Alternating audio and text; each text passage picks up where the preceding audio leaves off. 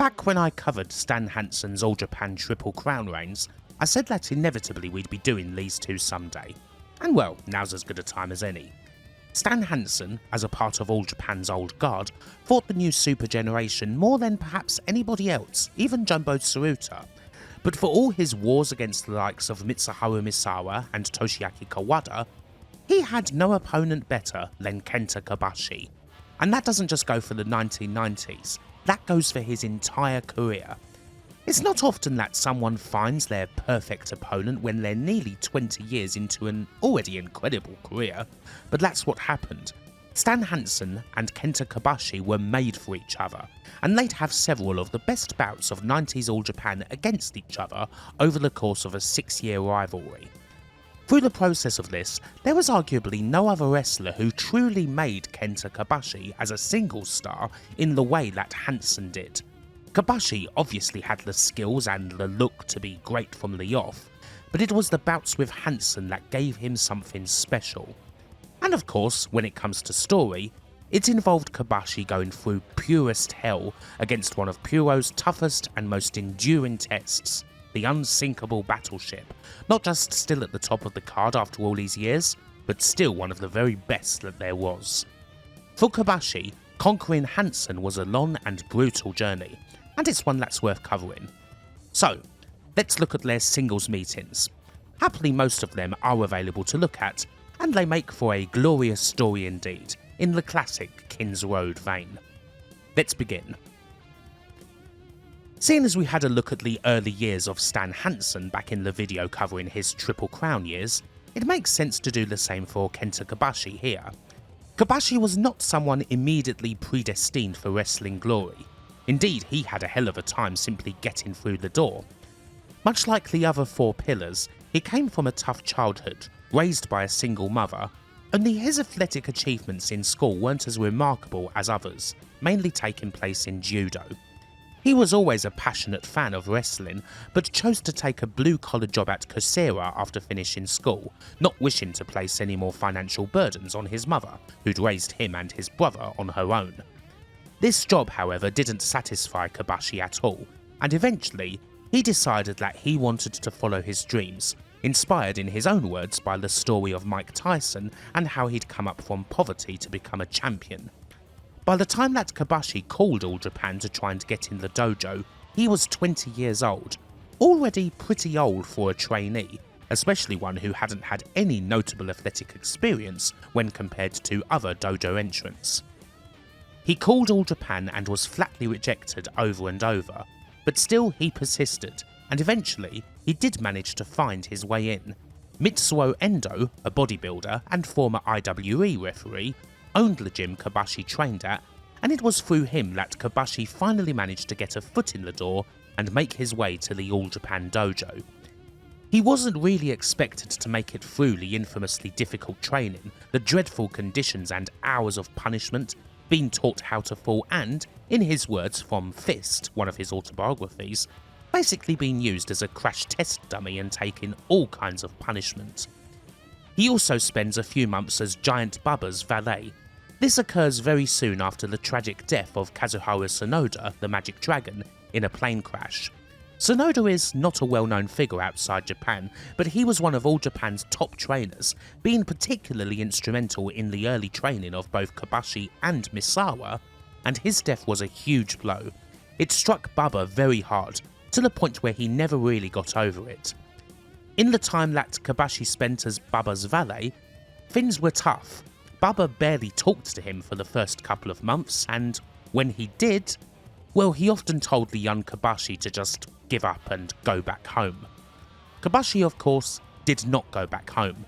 He persevered still, making his in-ring debut in December 1987 at a memorial show for Sonoda in a battle royal. Kobashi always believed that the initial disregard Bubba showed him was meant to be a test, and ultimately it was one that he'd pass, earning the boss's respect. As for the respect that Kobashi had for Bubba, well, that was natural. Kobashi considered Bubba to be a father figure, someone that he didn't have in his childhood. One of the keys to Kobashi's early years, and an important path to him gaining attention, was that the ProRes press did take notice of him pretty early on. Just a few months into his career, a 1988 match that he had with Toshiaki Kawada was highlighted in a regular weekly pro wrestling feature dedicated to up-and-coming wrestlers. Said article was written by the journalist Hidetoshi Ichinose, who would spend a great deal of his career covering the Four Pillars, writing an extensive biography of them in 2019 that helpfully has been summarised by the almighty Kinch-stalker at Pro Wrestling Only. I'll link to that in the description, as well as the reviews and summaries of Kenta Kobashi's own Fist and Pillars autobiographies that Alex Pogarski has been doing over on Scott's Blog of Doom. The press quickly took to Kobashi, saying that there was something different about him compared to other prospects. And indeed there was, particularly in how he trained and how he was built. Kobashi took a lot of advice and a lot of his training from the foreign talents, particularly crediting the Road Warriors and Paul Ellering for their guidance, and through this advice he became something of a body guy, building up his muscles as opposed to doing the pure strength training that most of the other talents favoured. Initially, Giant Bubba didn't approve of this due to his belief in rather typical Japanese stereotypes of the time about men with muscles, but he didn't stop it either, and the muscles became an important part of Kobashi's look and presentation. And so did the losing. Now, new guys losing basically all of their matches wasn't in any way a new thing at all in Puro, it was the expected path, but it was especially a path highlighted by Kobashi, as Weekly Pro continued to cover his exploits, and he even received a Rookie of the Year award at the end of 1988 from Tokyo Sports. As Kobashi continued his in-ring exploits, All Japan leaned further into his look and embraced the story of his losing streak more than they would for other young lions. Kobashi's guts would be emphasised in reports of his matches, and there would also be idolesque photo shoots of him in the magazines, designed to appeal to the female audience. Again, while many of these things, such as having a losing streak, or a trial series where Kobashi would mostly eat pins against stronger wrestlers, weren't out of the ordinary, Kobashi did receive more coverage for them than the norm, and seeing as he wouldn't end up having a foreign excursion, this helped him gain a profile and start slowly catching up to the likes of Misawa, Kawada, and Akira Taue. While Taue had actually debuted a few months after Kobashi, he had the advantage of a few years spent in the world of sumo. 1989 sees Kobashi continue to face stronger opposition both in singles and in tag bouts, and it also marks the first time that Kobashi would share a ring with Stan Hansen. On July 15th, he teams with Jumbo Tsuruta against Hansen and Genichiro Tenryu, in a match that's also Kobashi's first main event at the Korakuen Hall. He is absolutely the odd one out in this quartet, considering that both his partner and his opponents were at the very top of the main event, and obviously he's going to be eating the pin, but the young Kobashi still shows these aforementioned guts when taking punishment, and occasionally catches the other guys out with body presses and drop kicks, even getting a close fall on Tenryu with a fisherman suplex. The key is that Kobashi, even at this stage, doesn't hesitate. He brings everything he can to two guys who were already legends of the game, and even though he does eventually succumb to a Tenryu powerbomb, it takes 20 minutes for Hansen and Tenryu to finally take him down. It's a damn fine tag bout, and afterwards a certain guy from Borgia, Texas, says that Kobashi's a wonderful wrestler with incredible potential. It won't be long before they're facing each other again, that's for sure. On February 21st of 1990, Kenta Kobashi and Stan Hansen had their first singles meeting. Kobashi is absolutely full of fire. He hardly lets Hansen get into the ring and take his hat off before firing blows at him, and the crowd's already pretty hot for the bout.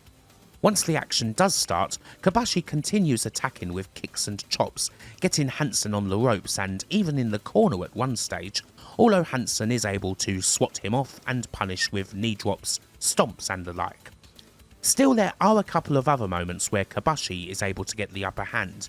He shifts his weight on a Hansen backdrop attempt, landing the Lariat on his head, and from here he body slams, hits a couple of leg drops, and a big splash off the top, enough for a 2 count.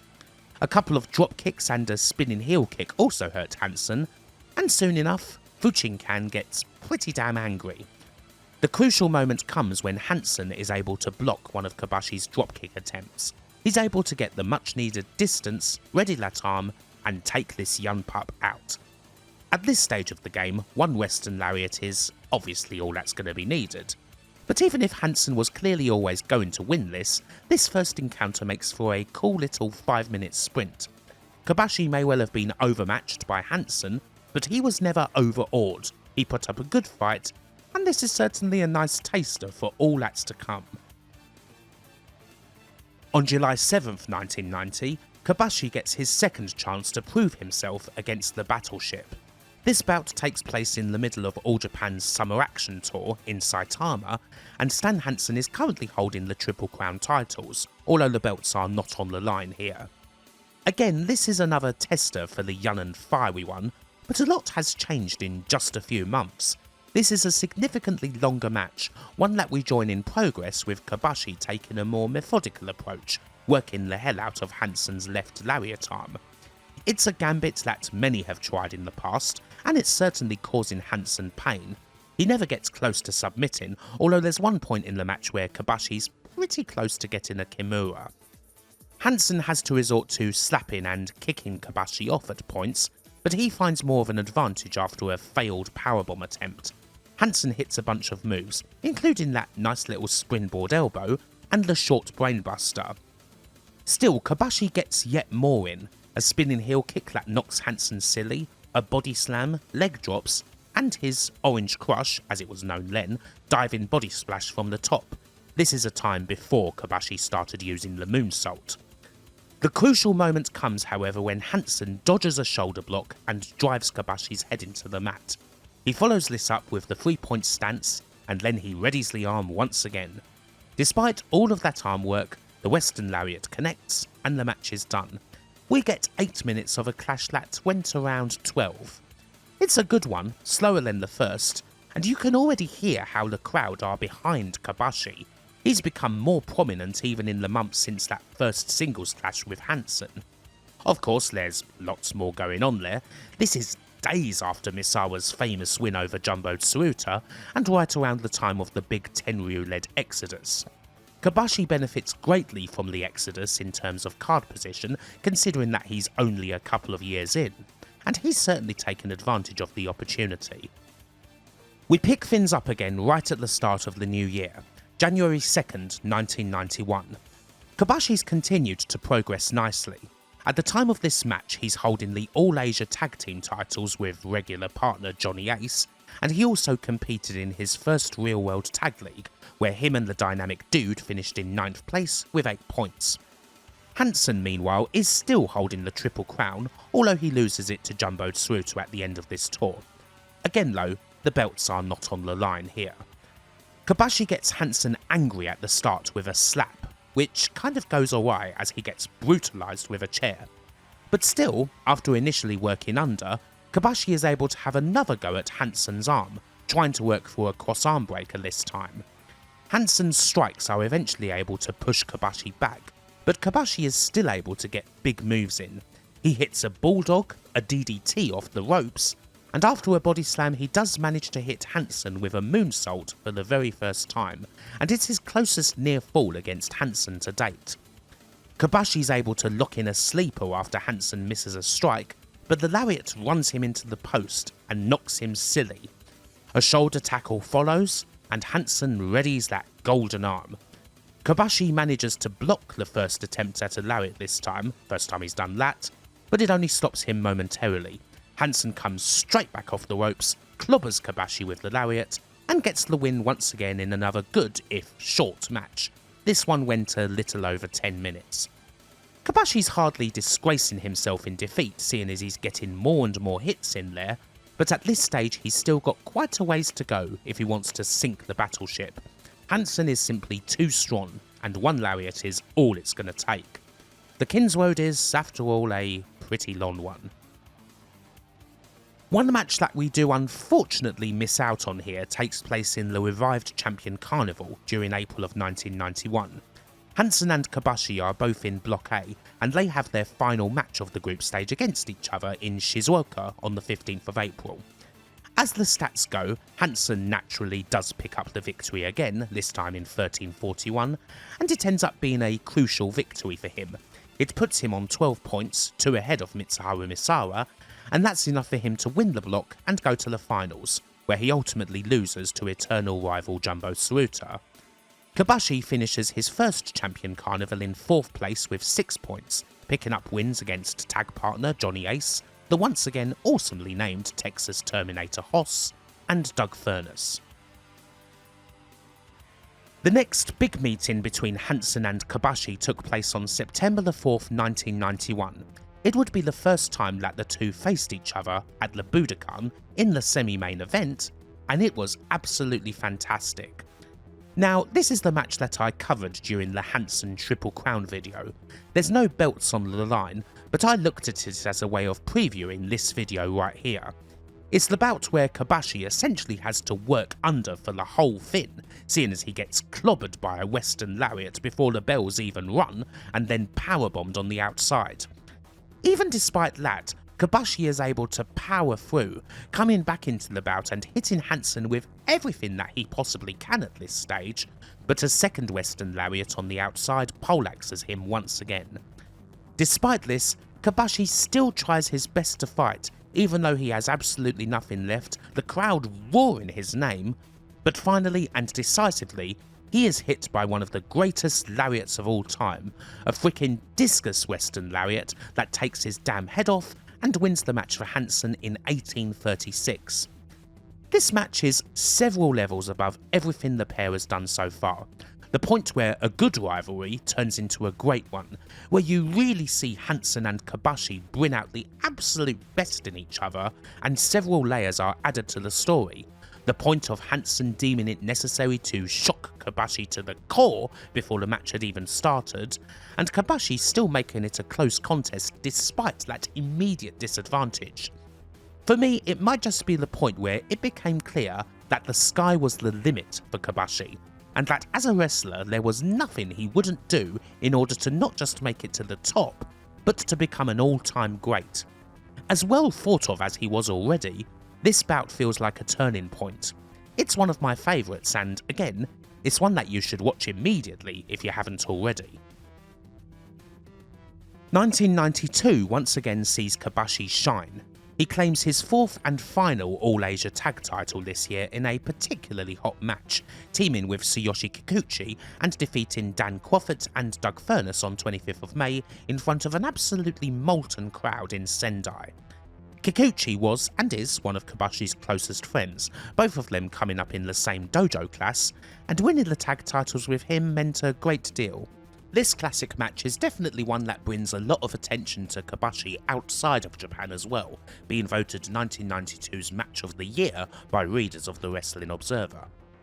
Outside of the matches with Hansen, naturally a lot of Kobashi's time has been spent as a part of the Super Generation army, with Misawa, Kawada and Kikuchi fighting against Tsuruta-gun. However, most of his singles matches to date have actually been against foreign wrestlers. He's able to defeat a lot of these guys pretty handily, folks like Johnny Smith, Jackie Fulton, Barry Horowitz and so on, but there are 4 that have, so far, eluded him. And this quartet will, in many ways, be the making of Kobashi as a true single superstar. Kobashi refers to them in his autobiography as the 4 foreign kins. Naturally, we have Stan, Lariat, Hansen, the unsinkable Battleship, at the top of the tree. Then we have the Miracle Violence connection, Dr. Death Steve Williams and Terry Bam Bam Gordy, and finally, we have Dangerous Danny Spivey, who frequently tagged with Hansen. Kobashi will face 3 of these guys in the spring of '92 during the Champion Carnival. It's here where we get the first notable match between him and Steve Williams on the 29th of March, as the two battle each other all the way to a 30-minute draw. However, he is bested by Spivey on the 6th of April. It's a crying shame that we don't have footage of either this Spivey match, or particularly the 30-minute draw with Williams to watch. However, we do have his meeting with Hansen to watch, the first after their classic in September of '91. Kobashi faces a rampant Hansen who's once again holding the Triple Crown and is seemingly not going to be denied after losing the Carnival last year. They lock up on the 27th of March. With the pair starting this bout on more of an even keel, Kobashi is able to get some good shots in early on. As has often been the case, he does try and work over that Lariat arm. However, this soon goes out the window when Hansen manages to get him to the outside and powerbomb him.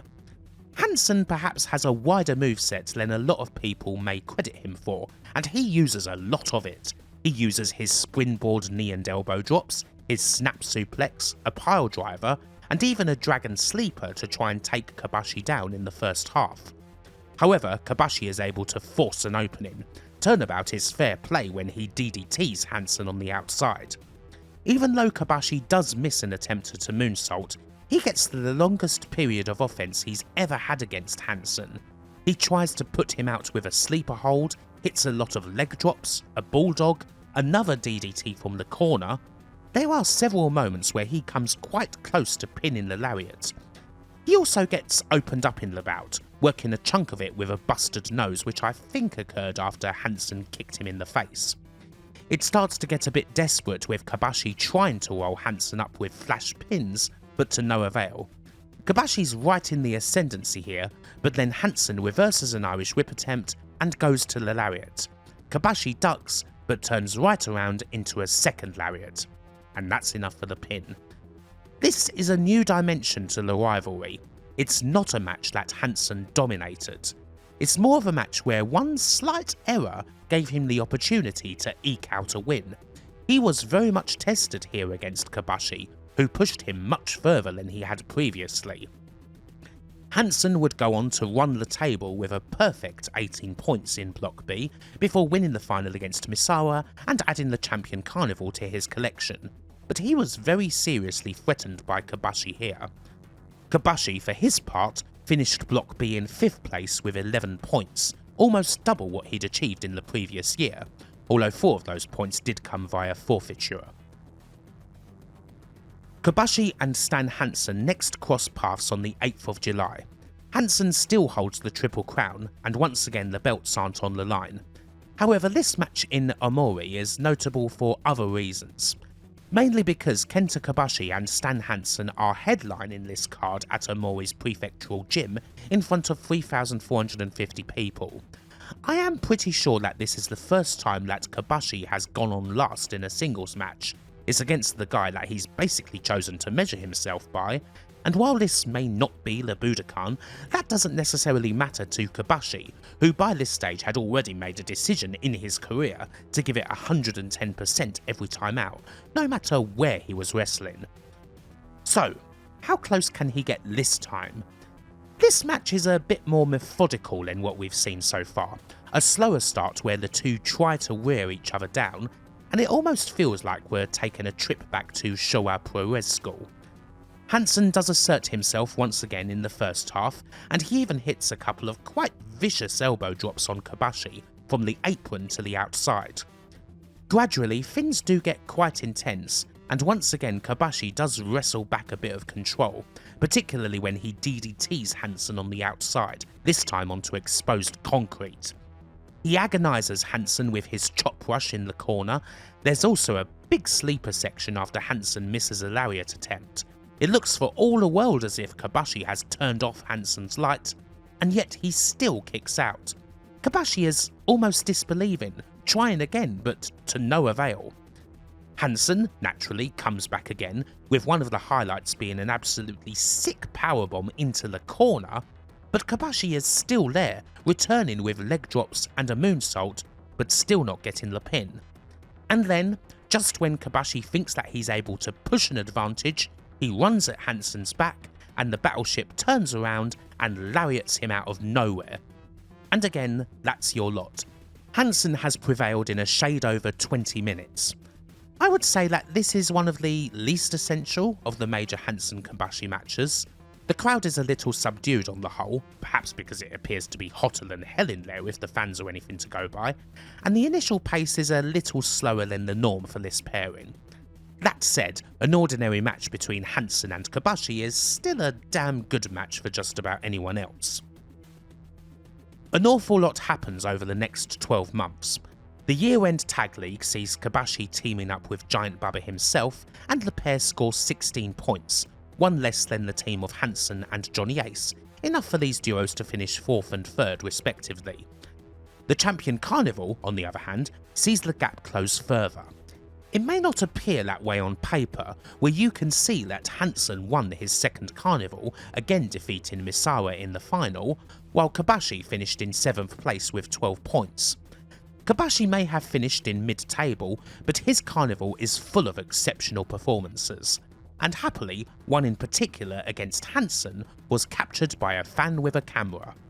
While this meeting at Korakuen Hall sadly wasn't shot by the TV cameras, the fan cam shows the pair going absolutely hell for leather.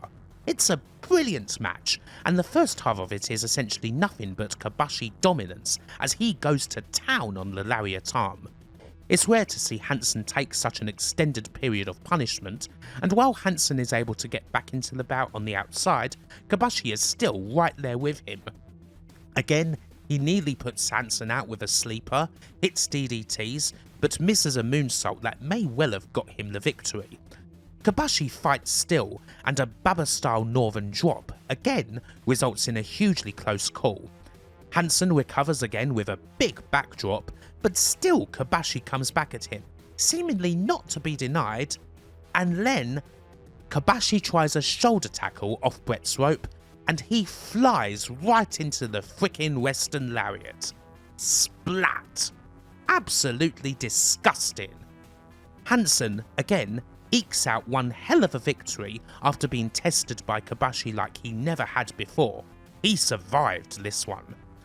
Again, it's a shame that the cameras weren't there to capture it.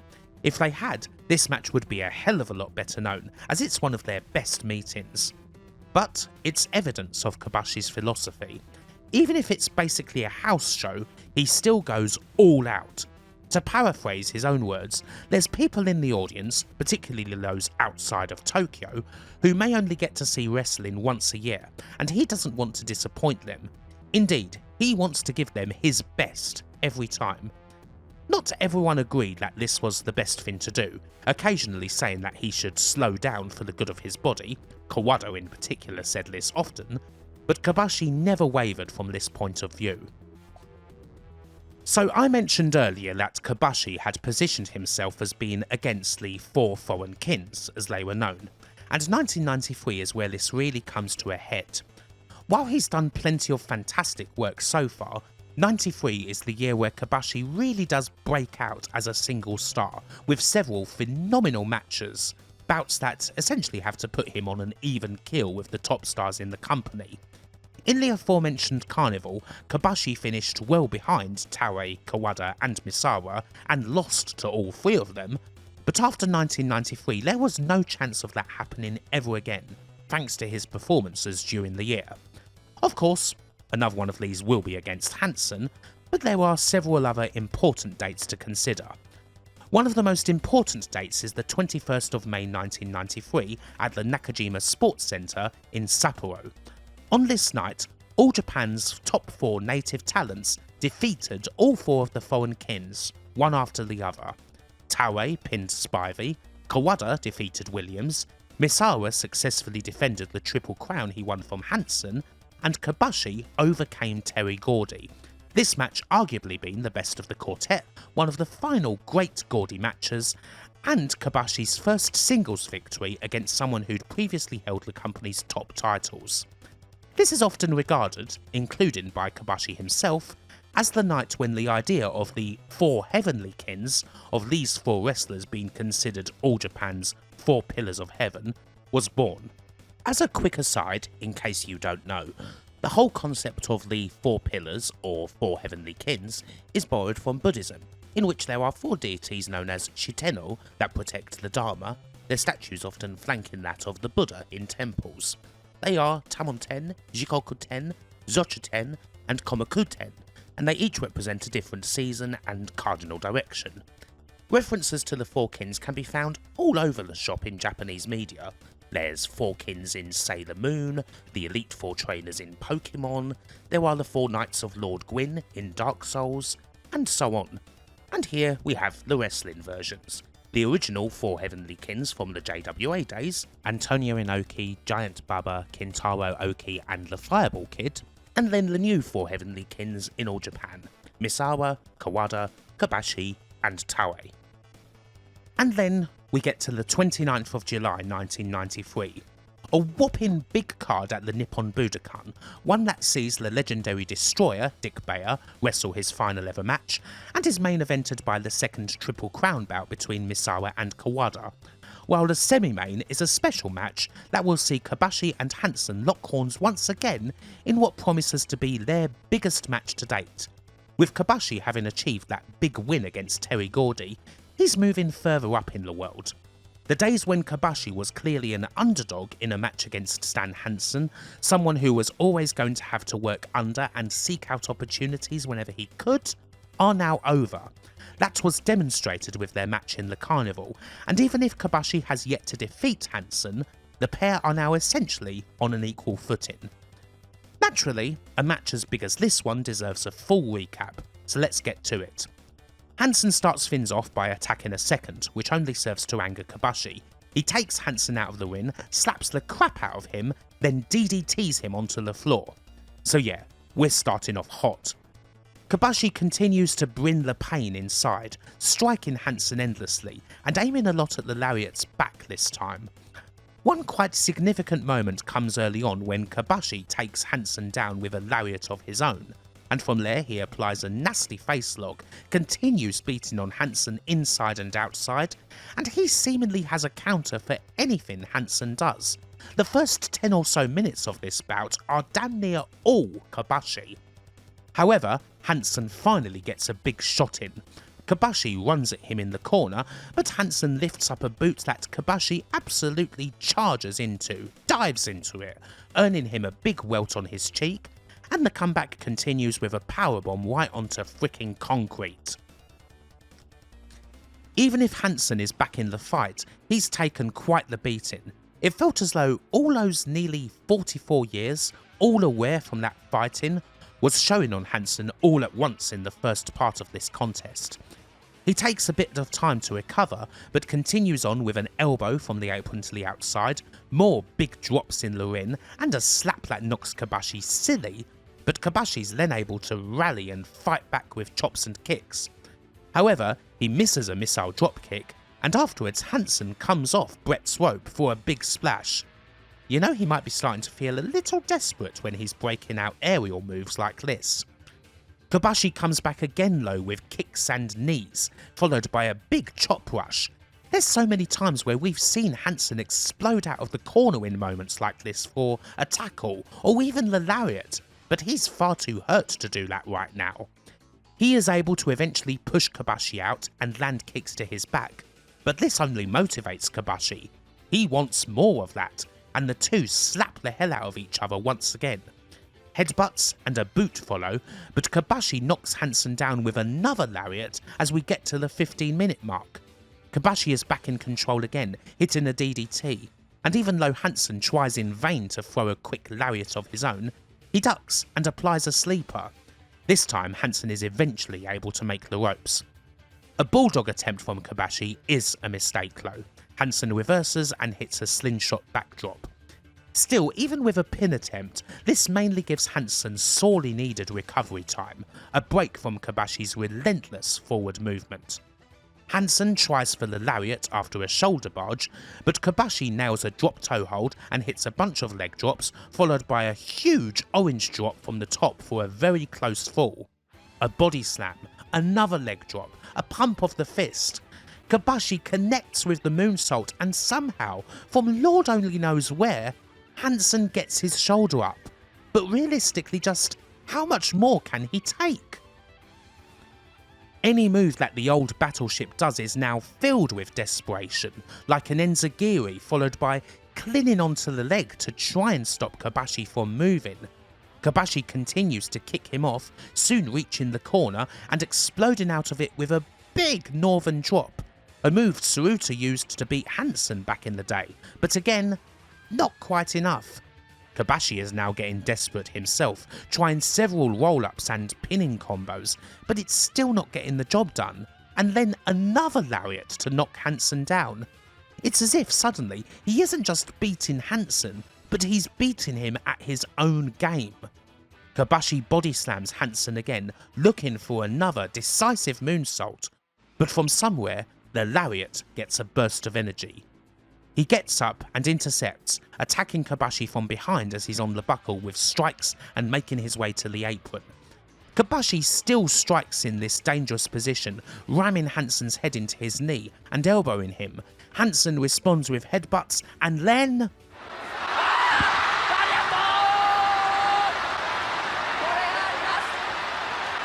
Well, the commentary said it all. For the love of God! In one instant, this match became academic. Hansen has once again taken out Kobashi with the Western Lariat, perhaps the sickest one ever thrown, in 22:35.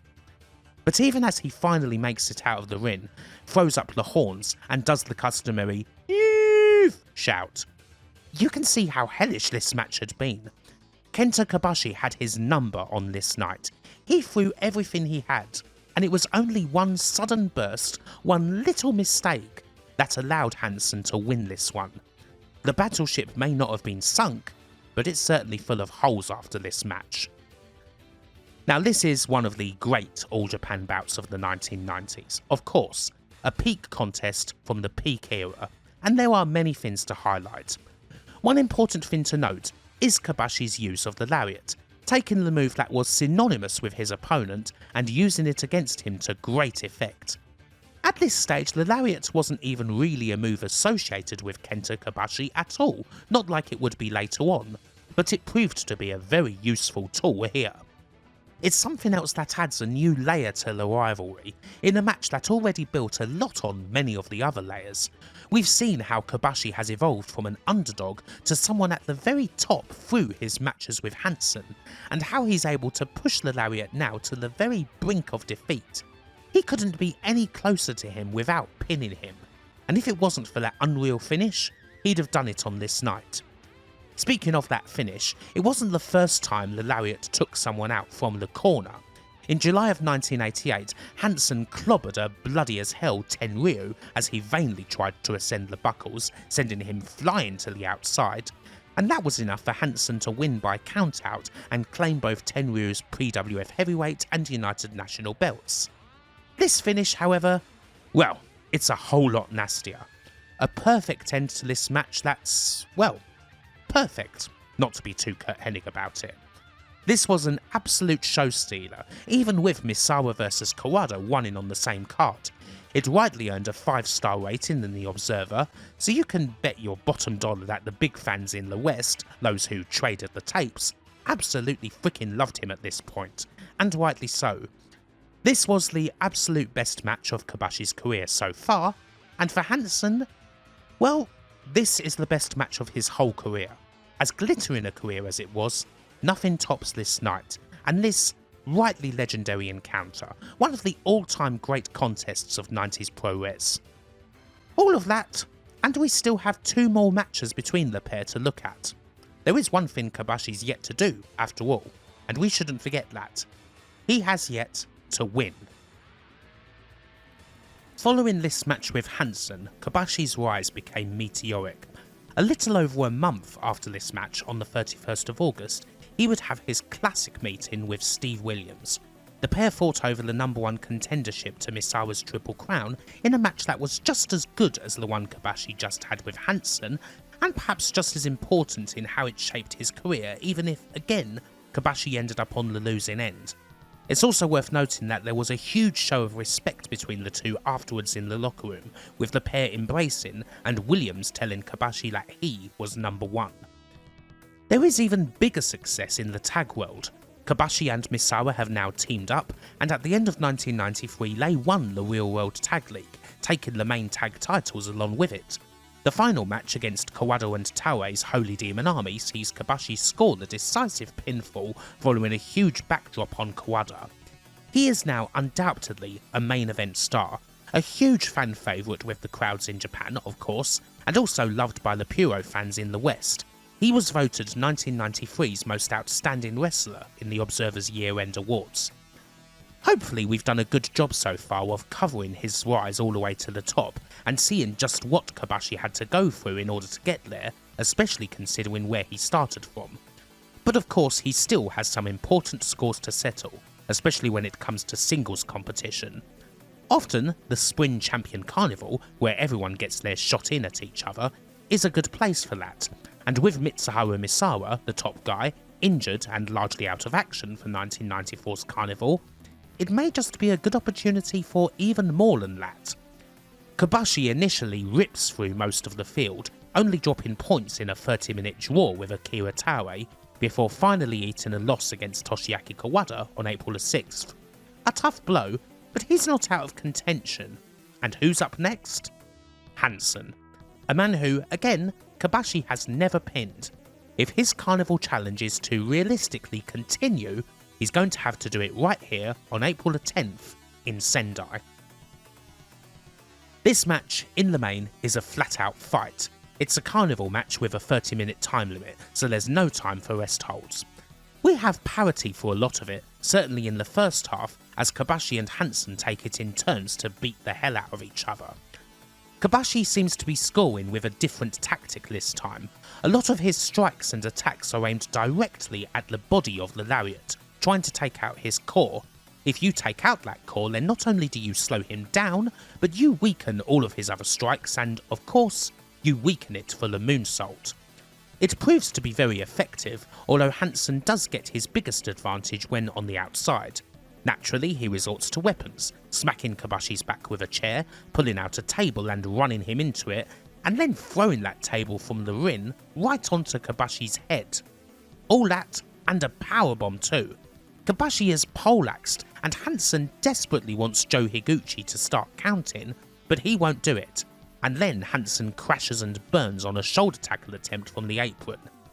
As we get into the last stages of this match, the strikes become both very powerful and even more desperate, often used as a way for both of these guys to try and catch some breath.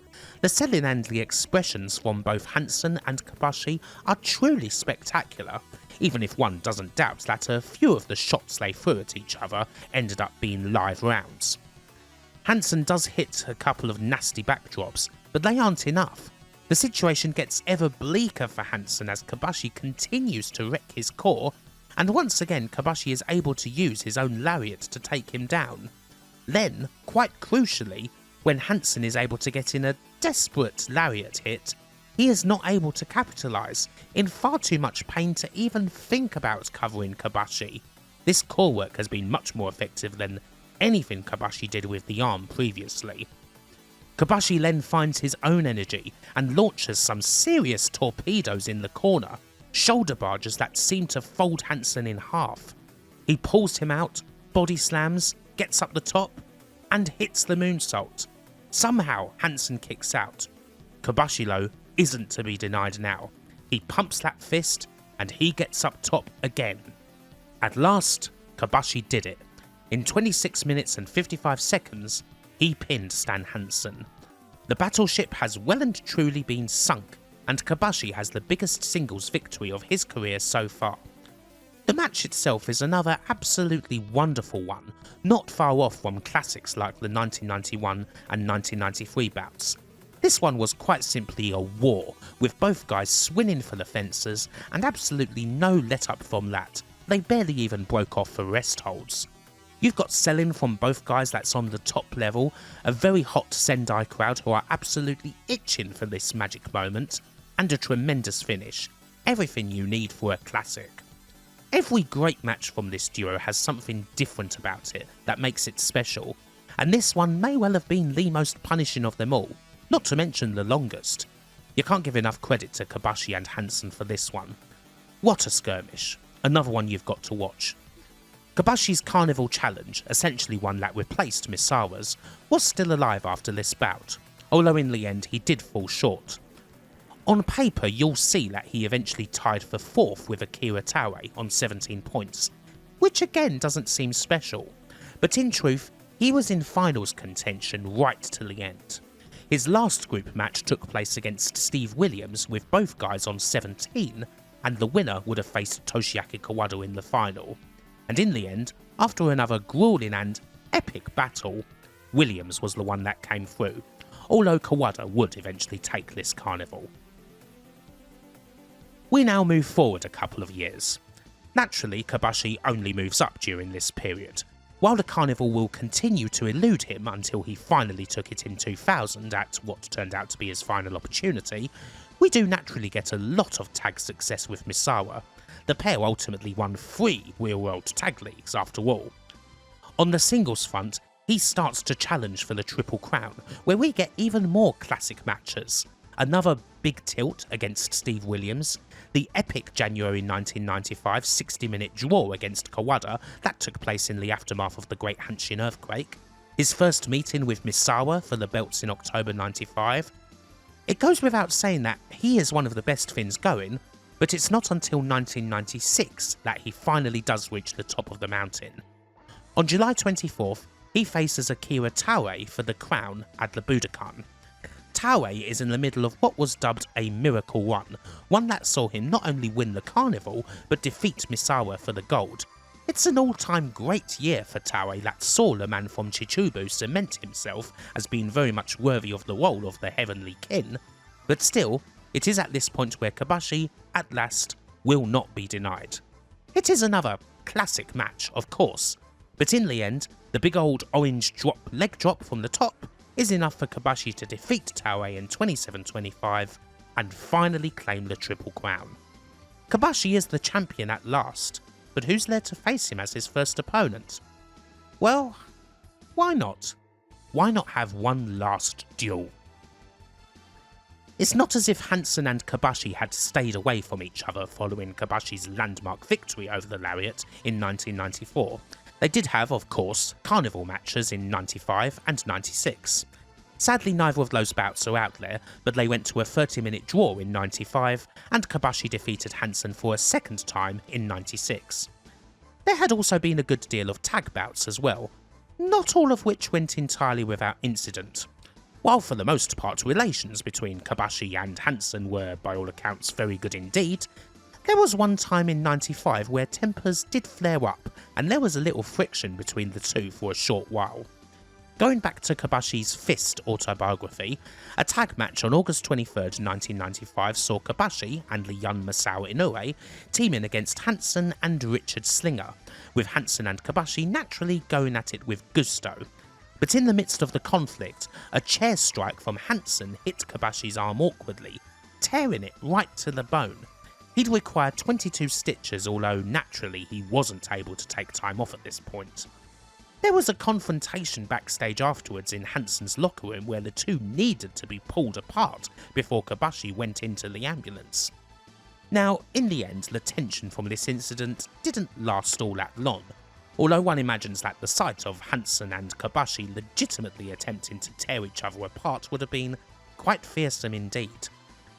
All is patched up by the time we reach 5th of September 1996 and we go to the Budokan, where Hansen will face Kobashi once again.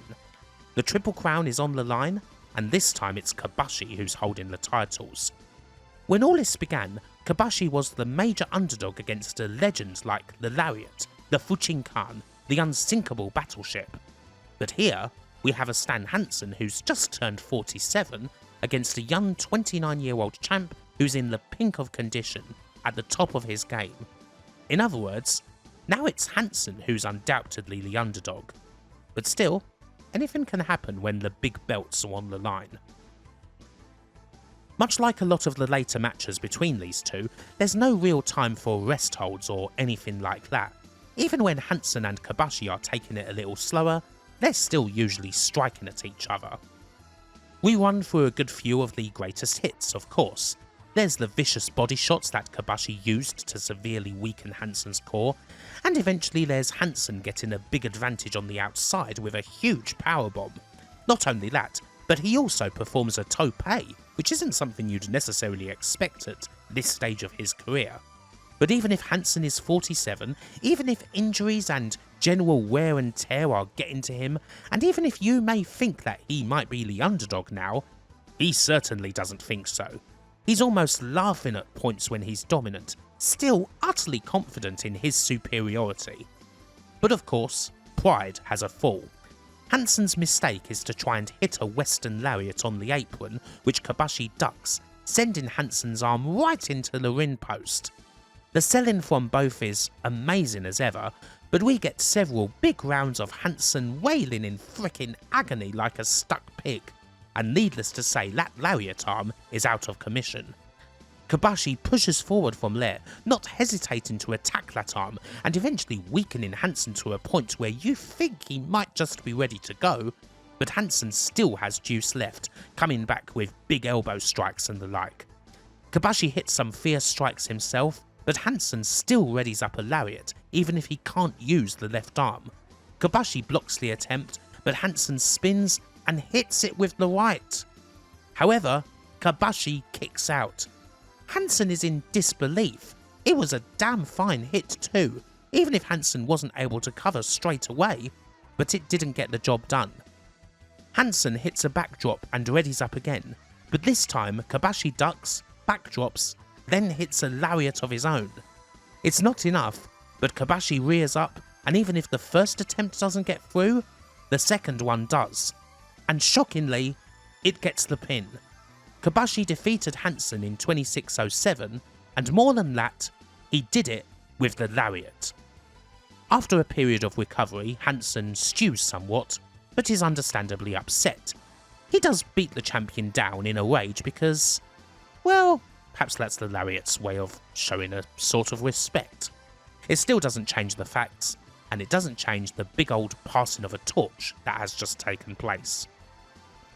This final match, I must say, is quite the excellent ending to Hansen and Kobashi's feud. Indeed, it's probably fair to call it the last great Stan Hansen singles match, although that's no surprise considering who the opponent is. Once again, they both gave their absolute all. Kobashi's first title defence at the Budokan was an utterly worthy one, and in the end it brings the story to a decisive close. In 1993, we saw Kobashi start to make use of the lariat. He tried to beat Hansen at his own game with it, and he came damn close. And now, here in 1996, he was able to use that lariat to defeat Stan Hansen for good. It may be a right arm lariat as opposed to a left arm one, but it still feels like the move has been passed on. And indeed, in Kobashi's autobiographies, again big thanks to Alex Podgarski for the summary, Kobashi revealed details of a conversation that he had with Hansen, in which the man from Borgia, Texas gave his blessings for Kobashi to use it, only saying that Kobashi should not overuse it, and that he should make it count with one shot, which is essentially how Kobashi did apply it in the future. It's not the first time that Hansen essentially passed the lariat on. 6 years earlier, Terry Gordy was seemingly set to achieve the top foreigner slot, and he defeated Stan Hansen for the crown with his torpedo lariat.